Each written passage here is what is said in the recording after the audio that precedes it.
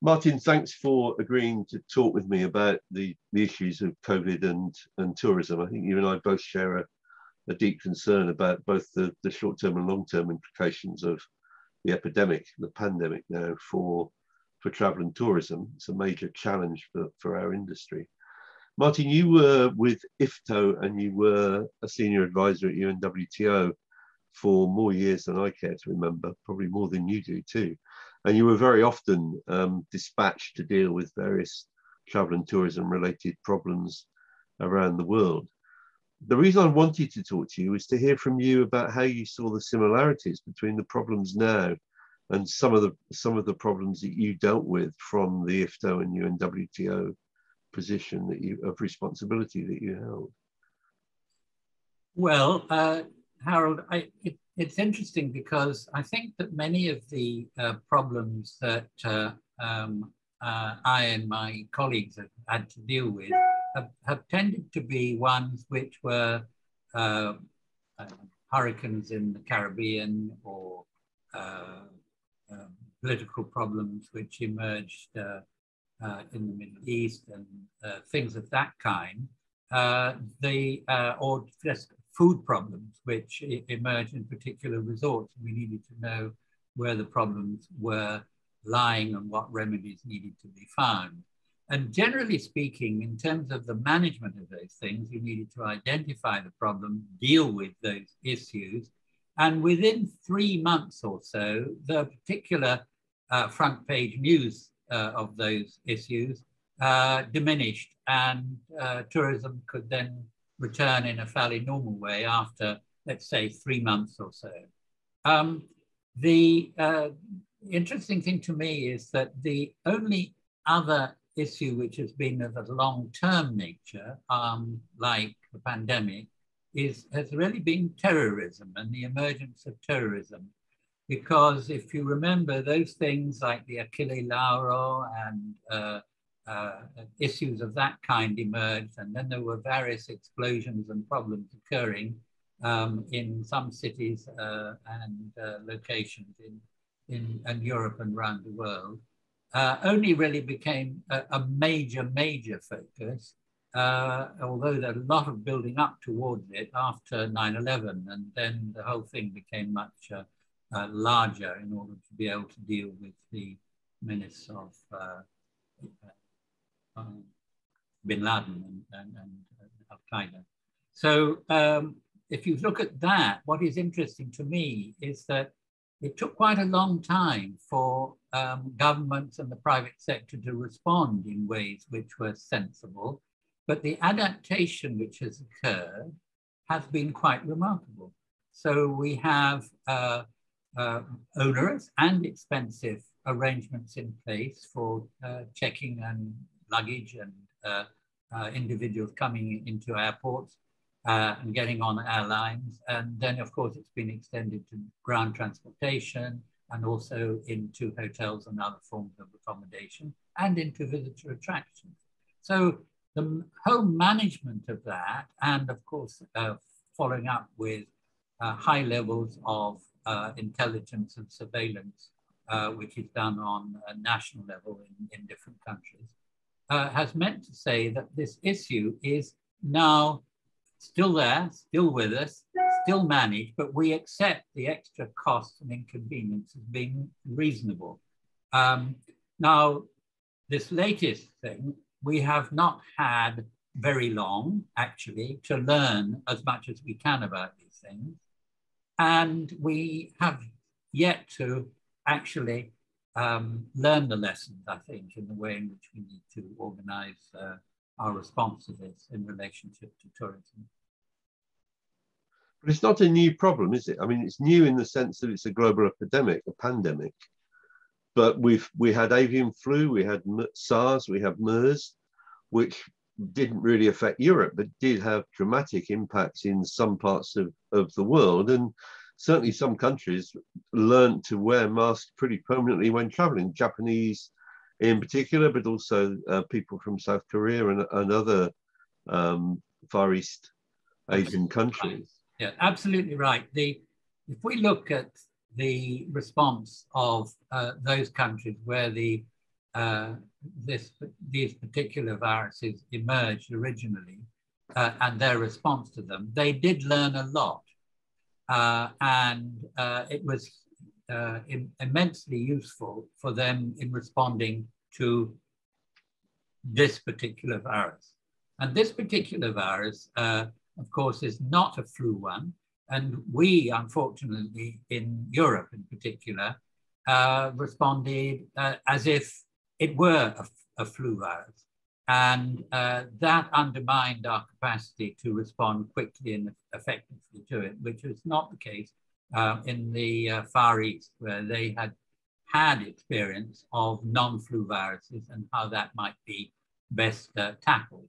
So you're right. So things like proper social distancing, wearing of masks became absolutely the immediate response that they took. And that had a hugely beneficial effect on the number of people who got the disease at the early stages, and therefore the number of people who died at the early stages.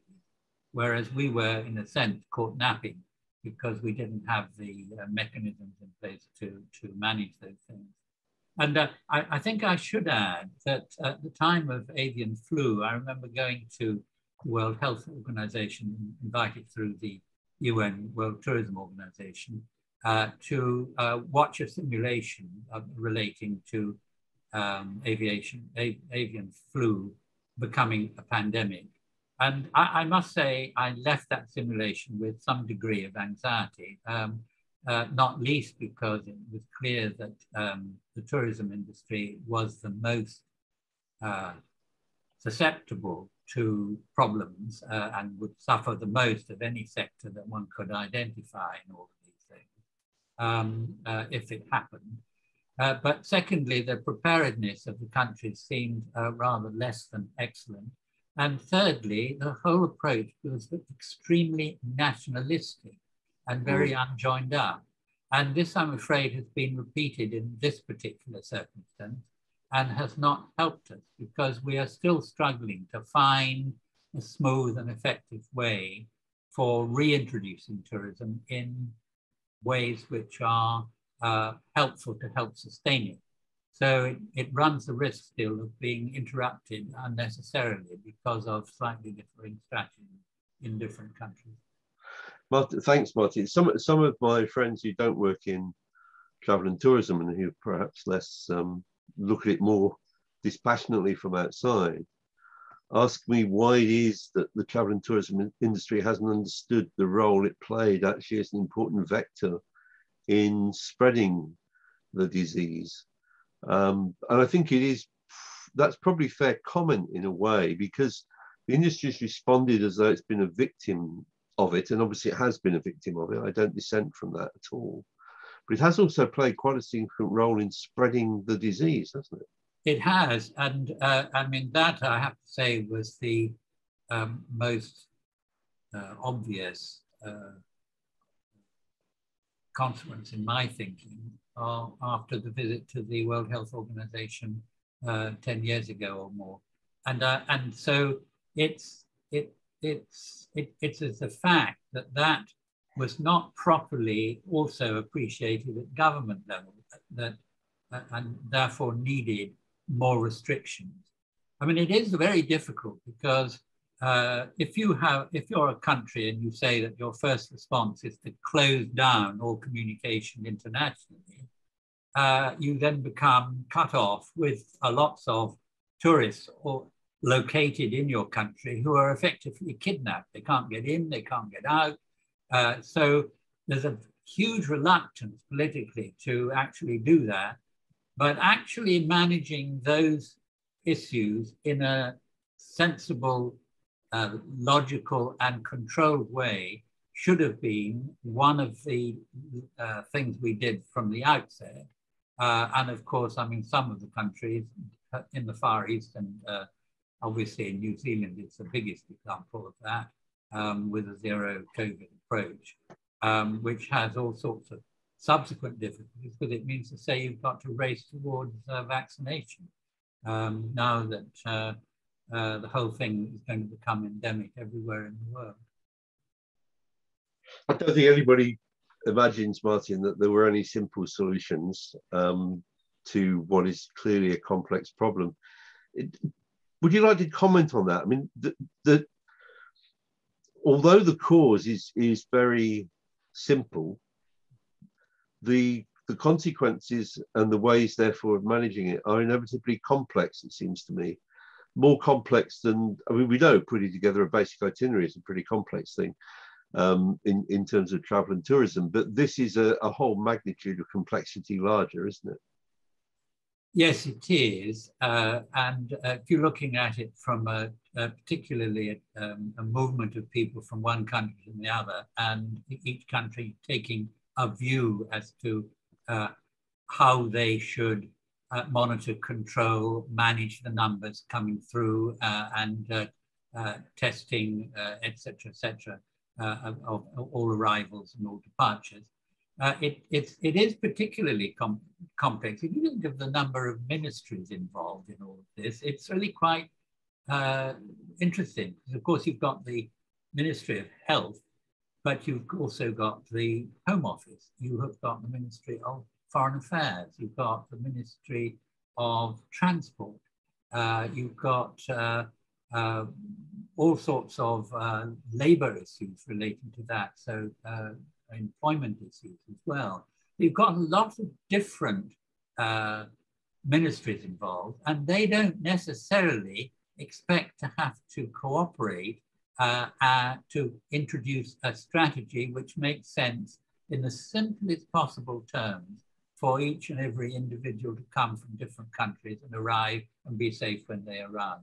So it's been very difficult, and I think that particular lesson hasn't yet been fully understood and operationalized as it needs to be in each and every country that is receiving visitors for tourism.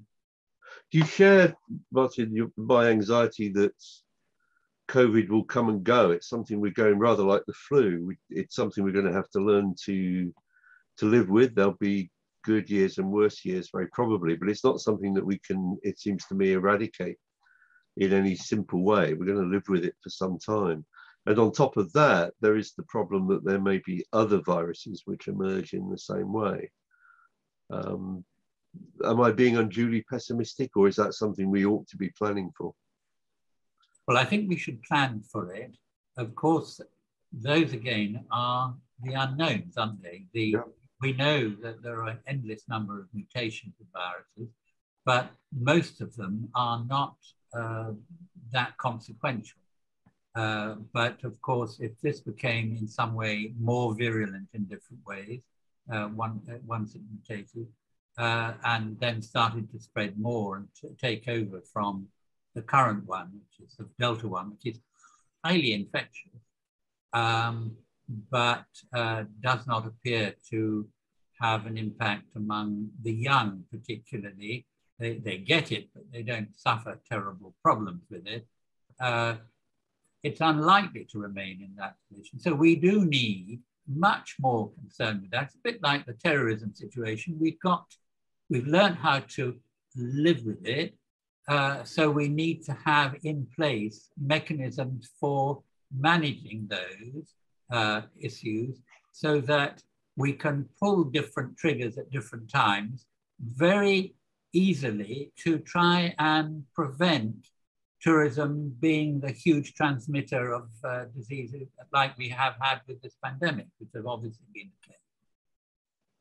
So we need to have in place all those measures and the interlinking within government and the private sector to enable us to manage these things again. So if we get rid of all these controls that we have at the moment, we've always got to have them in reserve.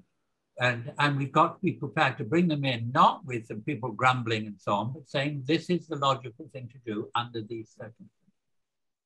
And I hope that that's what happens around the world. I really do. And, yes. And part of the WHO agenda, it seems to me, ought to be associated with trying to create those circumstances so the response is much better than it has been for this one.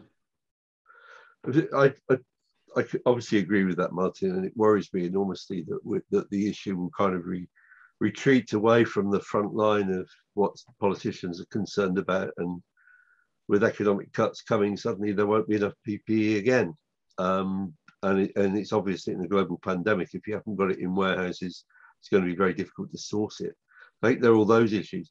But maybe the final question I really wanted to ask you, Martin, I was really impressed by what Intrepid did in calling for some degree of global equity over vaccination. And you and I have both worked together in the Gambia, and you're probably as aware as I am that they virtually cut their tourism off. It's been very difficult to get in and out of the Gambia, and they've managed to keep the cases very low as a result. But at some point, and some point soon, that country desperately needs to reopen for tourism, because as you and I both know, it's a really important part of their foreign exchange earnings. I mean, we moan about it, but we can't go on holiday. They are losing serious livelihoods over it, and there's not a strong state that can bail people out. How do you think we tackle that issue from a tourism industry which is really reliant on people being able to travel freely to many places which are significantly poorer than the originating countries? I think if you look at the practicalities of politics, it is very difficult to persuade those that produce the vaccines and the richer countries that have the mechanisms for delivering them don't actually nationally dedicate those vaccines to their own populations first. I think it's very difficult to overcome that. You can put some pressure on them to explore doing otherwise, but I actually think that's quite difficult to do. It seems to me that the whole approach that we should use is to say, look, the equity of this, and in terms of reducing the effects on the richer nations actually importing further mutations, and therefore its self-interest is that we need to have vaccinations which are spread worldwide, and we need to do that just as quickly as we possibly can. And we should enable the two things to operate. One is the number of vaccines to be produced, but also the mechanisms by which those vaccinations are delivered to the individuals in the different countries. And we should work very hard on doing that. As part of the messaging, I think that we should be asking many of the people at the World Travel Market this year to think about most seriously is how do we do that? Because how can we possibly re-energize tourism when people have their own nations and all their citizens vulnerable to this dreadful disease? We'll see what we can do, Martin. This interview, I'm sure, will help with that. I'm grateful for your time and for your knowledge and reflections over such a long period of these problems emerging. It's quite disturbing in a way, isn't it, to think back that whatever it was 10 years ago, you were at the World Health Organization, you came away with a level of concern about how prepared the world was for this. And surely you were not the only person who came away with that, but frankly, very little was done, so far as I can see, in all those countries which had not experienced either SARS or MERS. But in fact, though, it was, we in Europe thought we were well prepared because we were prepared for flu pandemic. And that is the problem. We've got to take a much broader view than that. And I think that lesson itself has been learned. But I think there are so many other lessons to be learned and have not yet been learned yet with the current pandemic as it is still emerging, unfortunately, around the world. And we have to face the fact that there are multiple problems now besetting government decision makers around the world. It's not just COVID, but climate change and various other big problems as well. Yes, that is absolutely right. My own view is that if providing we're prepared internationally to provide the source of funds and the direction, we should find ways of cutting out certainly emissions from operational transportation. Obviously, the life cycle issue is more complicated in the not too distant future, and we should be working very hard with flying to do the same. Yeah. And if we can do that, and if something like that emerges from COP26, I would be most delighted. Martin, as ever, thank you very much for your time today. I'm sure in a year or so I should be back asking you for further reflections on where we've got in dealing with COVID and other issues, but a big thank you for your time today. Okay, thank you, Harold.